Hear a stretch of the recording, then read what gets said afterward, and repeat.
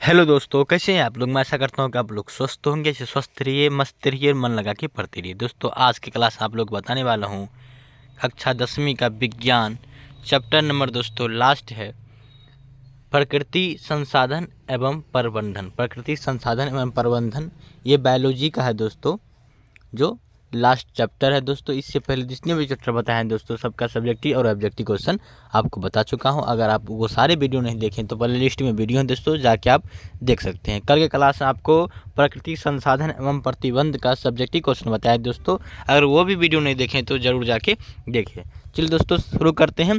शुरू करने से पहले दोस्तों, अगर हमारे चैनल पर आप नए हैं तो चैनल को सब्सक्राइब कर ले, और वीडियो अच्छी लगे तो वीडियो को लाइक कर दो, अपने दोस्तों के पास जरूर शेयर करें। चलिए शुरू करते हैं आज के क्लास को। और आज के क्लास के फर्स्ट क्वेश्चन लिखा है दोस्तों, निम्नलिखित में से संसाधनों में से किन्हें स्वपोषित रूप में से उपयोग करने की आवश्यकता है। किसे स्वपोषित रूप से आवश्यकता है प्रयोग करने का। कोयला को है, ऑप्शन नंबर बी लिखा है। पेट्रोलियम ऑप्शन नंबर सी लिखा है। वन ऑप्शन नंबर डी लिखा है। उपयुक्त सभी बताइए, स्वपोषित रूप से उपयोग करने की आवश्यकता किन किन चीज़ों की है। देख लीजिए, ऑप्शन नंबर क्या होगा दोस्तों, डी करेक्ट होगा आपका। ये कोयला, पेट्रोलियम और वन, ये तीनों चीज़ का होता है, तो ऑप्शन नंबर क्या होगा, डी करेक्ट होगा। ठीक है, चलिए बढ़ते हैं अगले क्वेश्चन की ओर। उसके बाद लिखा है दोस्तों, इन विश्व में कितने प्रतिशत भाग में जल पाया जाता है। विश्व में कितने प्रतिशत भाग में जल पाया जाता है। ऑप्शन नंबर ए लिखा है दोस्तों 50% पाया जाता है। ऑप्शन नंबर बी लिखा है 60% पाया जाता है। ऑप्शन नंबर सी लिखा है 70% पाया जाता है।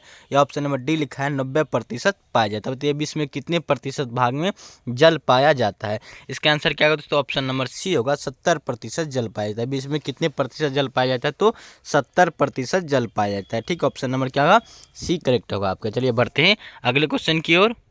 उसके बाद लिखा है, निम्न में से किसे सबसे ऊंचा बांध कौन है। निम्न में से कौन सबसे ऊंचा बांध है। ऑप्शन नंबर ए लिखा है टिहरी बांध। ऑप्शन नंबर बी लिखा है भखरा बांध। ऑप्शन नंबर सी लिखा है दोनों। या ऑप्शन नंबर डी लिखा है निम्न बताइए, इनमें से सबसे ऊंचा बांध कौन सा है। इसका करेक्ट आंसर क्या होगा दोस्तों, ऑप्शन नंबर ए करेक्ट होगा दोस्तों। टिहरी बांध जो है सबसे ऊंचा बांध होता है। ऑप्शन नंबर क्या है, ए करेक्ट आंसर है। ठीक है, चलिए बढ़ते हैं अगले क्वेश्चन की ओर। देखिए, उसके बाद क्या लिखा है, गंगा नदी की लंबाई है। गंगा नदी की लंबाई क्या है दोस्तों, आपको ये बताना है। ऑप्शन नंबर लिखा है लगभग 2000 किलोमीटर। ऑप्शन नंबर बी लगभग 25 किलोमीटर। ऑप्शन नंबर सी लगभग 30,000 किलोमीटर। ऑप्शन नंबर डी लगभग 40,000 किलोमीटर। बताइए गंगा की लंबाई कितनी है। इसका आंसर क्या होगा दोस्तों, ऑप्शन नंबर बी करेक्ट होगा दोस्तों, लगभग 25 किलोमीटर लंबा है। ऑप्शन नंबर क्या होगा, बी करेक्ट होगा। क्या होगा, बी करेक्ट। ठीक है, चलिए बढ़ते हैं अगले क्वेश्चन की ओर। उसके बाद लिखा है, तो टिहरी बांध का निर्माण किस प्रदेश में किया गया।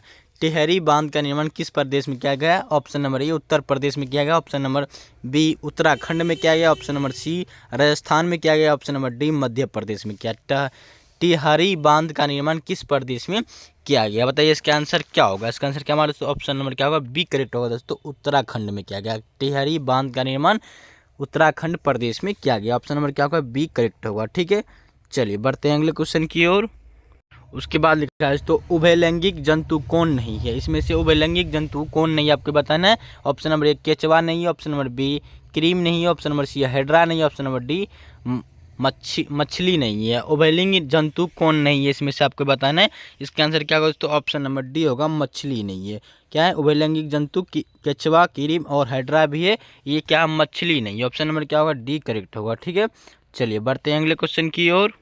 उसके बाद लिखा है, तो प्राकृतिक चयन का सिद्धांत किसने दिया। प्राकृतिक चयन का सिद्धांत किसने दिया। ऑप्शन नंबर ए लिखा है लेमार्क ने। ऑप्शन नंबर बी अरस्तु ने। ऑप्शन नंबर सी डार्विन ने। ऑप्शन नंबर डी स्पेसर ने। बताइए स्पेसर ने किसने दिया प्राकृतिक चयन का सिद्धांत। तो इसका आंसर क्या होगा दोस्तों, ऑप्शन नंबर आपका सी करेक्ट होगा। क्या होगा, डार्विन जी ने दिया। तो ऑप्शन नंबर सी क्या होगा, करेक्ट आंसर। ठीक है, चलिए बढ़ते हैं अगले क्वेश्चन की ओर।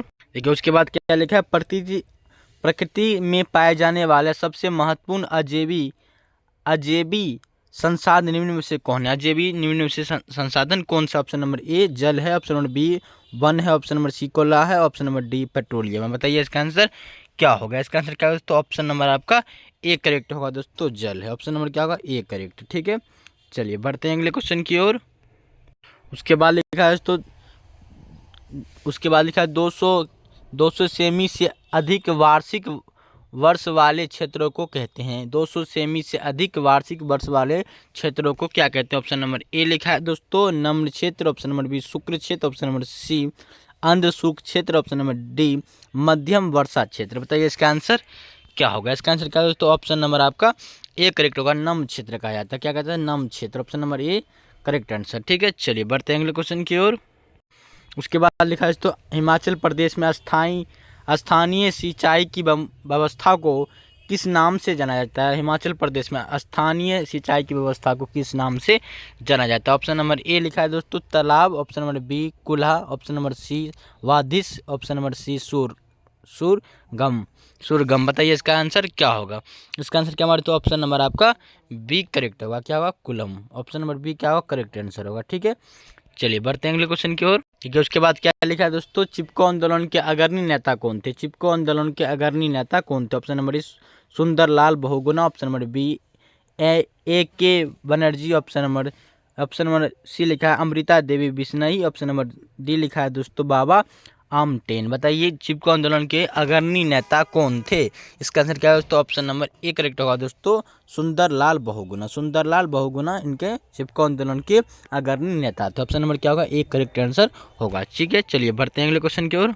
देखिए उसके बाद क्या लिखा है जैव निम्नीकरण अपशिष्ट निम्न में से कौन है? जैव निम्नीकरण अपशिष्ट निम्न में से कौन? ऑप्शन नंबर ए मलमूत्र, ऑप्शन नंबर बी बाहित मल, ऑप्शन नंबर सी पेड़ पौधे के मृत शरीर, ऑप्शन नंबर डी में से सभी। बताइए इसका आंसर क्या होगा? इसका आंसर क्या होगा? तो ऑप्शन नंबर आपका करेक्ट क्या होगा? इनमें से सभी, डी करेक्ट होगा। ठीक है, ये सभी सही होगा दोस्तों। ठीक है, चलिए बढ़ते हैं अगले क्वेश्चन की ओर। देखिए उसके बाद क्या लिखा है जैव अनवीकरण अपशिष्ट निम्न में से कौन है? ऑप्शन नंबर ए शीशा, option number C arsenic, option number C रेडियोधर्मी पदार्थ, ऑप्शन नंबर डी में से सभी। बताइए इसका आंसर क्या होगा? इसका आंसर क्या होगा? तो ऑप्शन नंबर आपका डी करेक्ट होगा, इनमें से सभी। इनमें से क्या है? सभी। ऑप्शन नंबर डी आपका करेक्ट आंसर होगा। ठीक है, चलिए बढ़ते हैं अगले क्वेश्चन की ओर। उसके बाद लिखा है दोस्तों जल दिवस कब मनाया जाता है? जल दिवस कब मनाया जाता है? ऑप्शन नंबर ए लिखा है दोस्तों 20 मार्च को, ऑप्शन नंबर बी लिखा है दोस्तों 23 मार्च को, ऑप्शन नंबर सी लिखा है 20 अप्रैल को, ऑप्शन नंबर डी लिखा है 23 अप्रैल को। बताइए जल दिवस कब मनाया जाता है? इसका आंसर क्या होगा? तो ऑप्शन नंबर आपका बी करेक्ट होगा। क्या होगा? बी करेक्ट होगा। तो 23 मार्च को जल दिवस मनाया जाता है। ऑप्शन नंबर बी क्या होगा? करेक्ट आंसर होगा। 23 मार्च को आप याद रखिए कि जल दिवस मनाया जाता है। ठीक है, चलिए बढ़ते हैं अगले क्वेश्चन की ओर। देखिए उसके बाद क्या लिखा है कोलीफॉर्म मनुष्य के शरीर में कहाँ पाया जाता है? कोलीफॉर्म जो पाया जाता है दोस्तों मनुष्य शरीर में कहाँ पाया जाता है? ऑप्शन नंबर ए आंत में पाया जाता है, ऑप्शन नंबर बी विक्र में पाया जाता है, ऑप्शन नंबर सी गुद्दा द्वार में पाया जाता है, ऑप्शन नंबर डी यकृत में पाया जाता है। बताइए कोलीफॉर्म मनुष्य के शरीर में कहाँ पाया जाता है? इसका आंसर क्या होगा? तो ऑप्शन नंबर आपका ए करेक्ट होगा, आंत में पाया जाता है। ऑप्शन नंबर क्या होगा? A correct answer. ठीक है, चलिए बढ़ते हैं अगले क्वेश्चन की ओर। देखिए उसके बाद क्या लिखा है भारत सरकार ने बांध संरक्षण योजना कब प्रारंभ की थी? भारत सरकार ने बांध संरक्षण योजना कब प्रारंभ की थी? ऑप्शन देख लीजिए। ऑप्शन नंबर ए लिखा है दोस्तों 1985, ऑप्शन नंबर बी लिखा है 1970, ऑप्शन नंबर सी लिखा है 1967, ऑप्शन नंबर सी लिखा है 1966। बताइए इसका आंसर क्या होगा? क्या होगा इसका आंसर दोस्तों? इसका आंसर आप क्या मारे 16 नंबर क्वेश्चन का आंसर होगा दोस्तों ऑप्शन नंबर क्या होगा? बी करेक्ट होगा दोस्तों। क्या होगा? बी 1970 को, 1970 को ऑप्शन नंबर बी क्या होगा? करेक्ट आंसर होगा। ठीक है, चलिए बढ़ते हैं अगले क्वेश्चन की ओर। देखिए उसके बाद क्या लिखा है निम्न में से कौन प्रकृति संसाधन नहीं है? निम्न में से कौन है जो प्रकृति संसाधन नहीं है? ऑप्शन नंबर ए वायु, ऑप्शन नंबर बी मृदा, ऑप्शन नंबर सी जल, ऑप्शन नंबर डी जीवधारी। बताइए निम्न में से कौन प्रकृति संसाधन नहीं है? इसका करेक्ट आंसर क्या है? तो ऑप्शन नंबर आपका डी करेक्ट होगा दोस्तों जीवधारी जो है ये प्राकृतिक संसाधन नहीं है। ऑप्शन नंबर डी क्या होगा? करेक्ट आंसर होगा। ठीक है, चलिए बढ़ते हैं अगले क्वेश्चन की ओर। देखिए उसके बाद क्या लिखा है ईरो द्वितीय का संबंध है। यूरो द्वितीय संबंध है वायु प्रदूषण से, ऑप्शन नंबर बी जल प्रदूषण से, ऑप्शन नंबर सी मृदा प्रदूषण से, ऑप्शन नंबर डी में से कोई नहीं। बताइए यूरो द्वितीय का संबंध है, इसका आंसर करेक्ट आंसर क्या होगा? तो ऑप्शन नंबर ए करेक्ट होगा दोस्तों वायु प्रदूषण से, वायु प्रदूषण से। ऑप्शन नंबर ये क्या होगा? करेक्ट आंसर होगा। ठीक है, चलिए बढ़ते हैं अगले क्वेश्चन की ओर। देखिए उसके बाद लिखा निम्न में से कौन एक भूमिगत जल का उदाहरण, निम्न में से कौन एक भूमिगत जल का उदाहरण है? ऑप्शन नंबर ए लिखा है दोस्तों नदी, ऑप्शन नंबर बी लिखा है कुआं, ऑप्शन नंबर सी लिखा है तालाब, ऑप्शन नंबर डी लिखा है समुद्र। बताइए भूमिगत जल का उदाहरण इनमें से कौन सा है दोस्तों? इसका करेक्ट आंसर क्या है दोस्तों? ऑप्शन नंबर बी करेक्ट होगा दोस्तों, कुआं जो है भूमिगत जल का एक उदाहरण है। ऑप्शन नंबर बी क्या होगा? करेक्ट आंसर होगा। ठीक है, चलिए बढ़ते हैं अगले क्वेश्चन की ओर।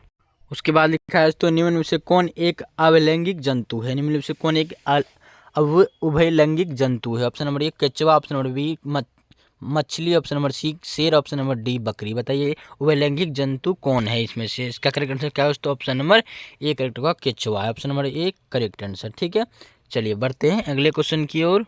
उसके बाद लिखा है दोस्तों कोलीफॉर्म है वायरस है, ऑप्शन नंबर बी जीवाणु, ऑप्शन नंबर सी कवक है, ऑप्शन नंबर डी में से कोई नहीं। बताइए कोलीफॉर्म क्या है? इसका करेक्ट आंसर क्या है दोस्तों? ऑप्शन नंबर आपका बी करेक्ट होगा दोस्तों, जीवाणु है। क्या है ये? जीवाणु। Option number B correct answer होगा। कोलीफॉर्म क्या है? जीवाणु है जो मनुष्य के शरीर में पाया जाता है। ठीक है, चलिए बढ़ते हैं अगले क्वेश्चन की ओर।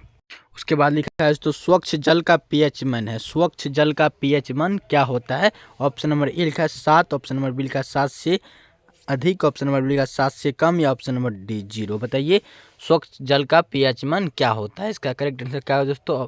आप मार सकते हैं इसका करेक्ट आंसर, आप कमेंट में बता सकते हैं दोस्तों। इसका करेक्ट आंसर आपका क्या होगा? ऑप्शन नंबर ए होगा, 7 होता है। क्या होता है? 7। ये नहीं 7 होता है तो उदासीन होता है। क्या होता है?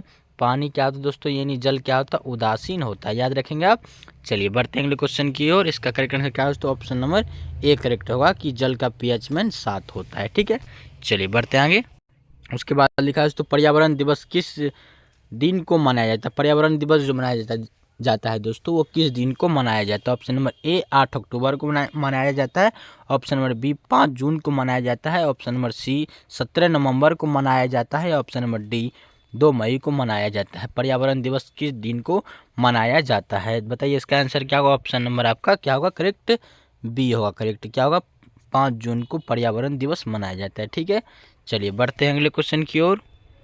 देखिए उसके बाद क्या लिखा है गंगा कार्य योजना किस वर्ष प्रारंभ हुई थी? बताइए गंगा कार्य योजना किस वर्ष प्रारंभ हुई थी? ऑप्शन नंबर ए लिखा 1980, ऑप्शन नंबर बी लिखा 1985, ऑप्शन नंबर सी लिखा 1990, ऑप्शन नंबर डी लिखा है दोस्तों 1995। बताइए गंगा कार्य योजना किस वर्ष प्रारंभ हुई थी? इसका करेक्ट आंसर क्या है दोस्तों? ऑप्शन नंबर क्या होगा आपका? बी करेक्ट होगा तो 1985 ईस्वी को प्रारंभ हुई थी। ऑप्शन नंबर बी क्या होगा? Correct answer. ठीक है, चलिए बढ़ते हैं अगले क्वेश्चन की ओर।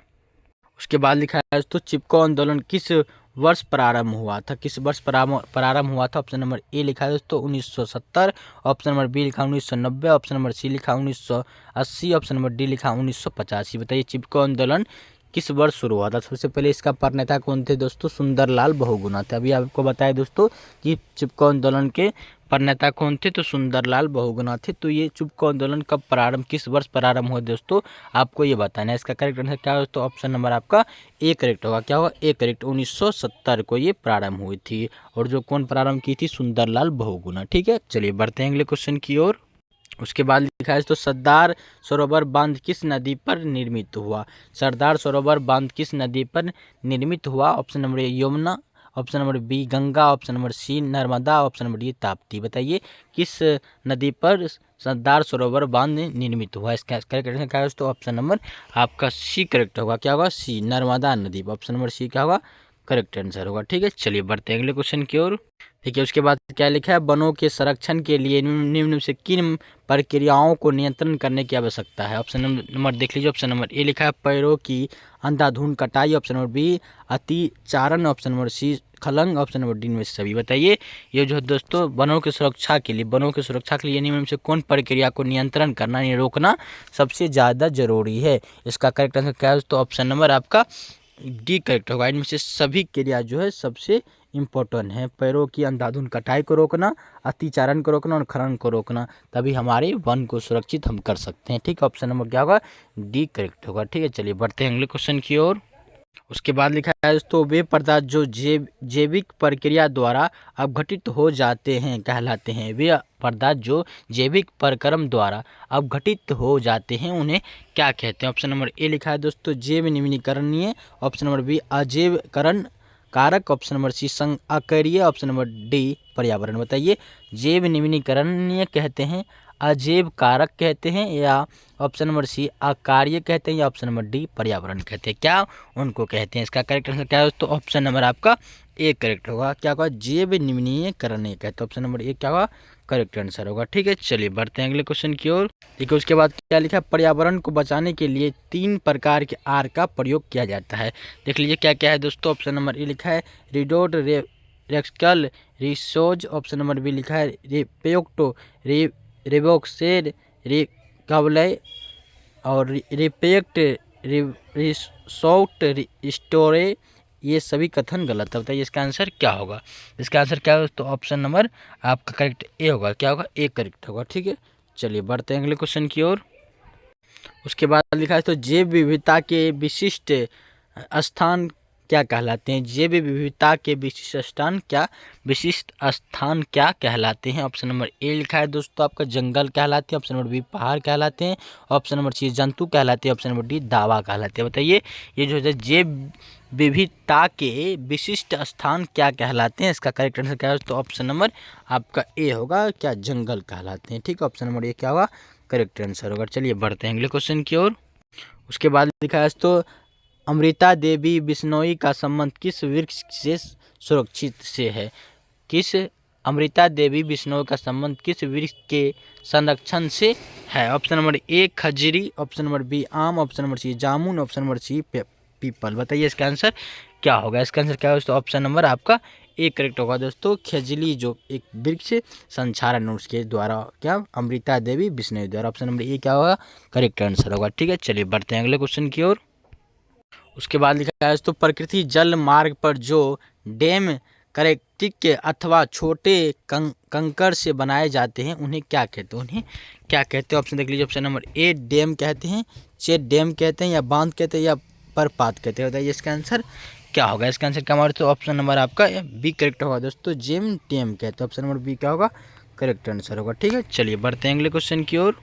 उसके बाद लिखा है तो कोयला तथा पेट्रोलियम परंपरागत ईंधन है जो किसके परिवर्तन के कारण उत्पन्न हुई है? कोयला तथा पेट्रोलियम परंपरागत ईंधन है जो किसके परिवर्तन के कारण हुई है? ऑप्शन देख लीजिए। ऑप्शन नंबर ए लिखा है दोस्तों आपका केवल प्राणियों के मित्र शरीर द्वारा। ऑप्शन नंबर बी केवल वनस्पतियों के मित्र शरीर द्वारा। ऑप्शन नंबर सी लिखा है दोस्तों शारीरिक प्राणियों के मित्र शरीर द्वारा। ऑप्शन नंबर सी इनमें उपयुक्त सभी के द्वारा। बताइए इसका आंसर क्या होगा? इसका आंसर क्या है दोस्तों? ऑप्शन नंबर आपका डी करेक्ट होगा, उपयुक्त ये सभी के द्वारा। ऑप्शन नंबर क्या होगा?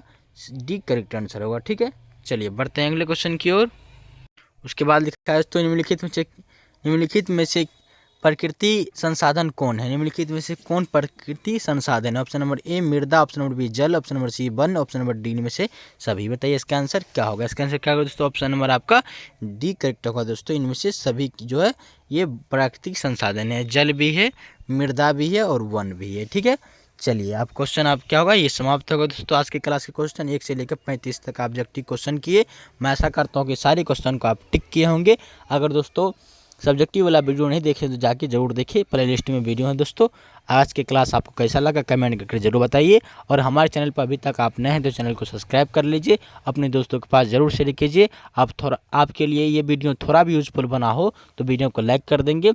ठीक है, चलिए आज के लिए इतना ही। मिलते हैं अगले वीडियो के साथ, अगले सोच के साथ। तब तक के लिए जय हिंद दोस्तों, जय हिंद।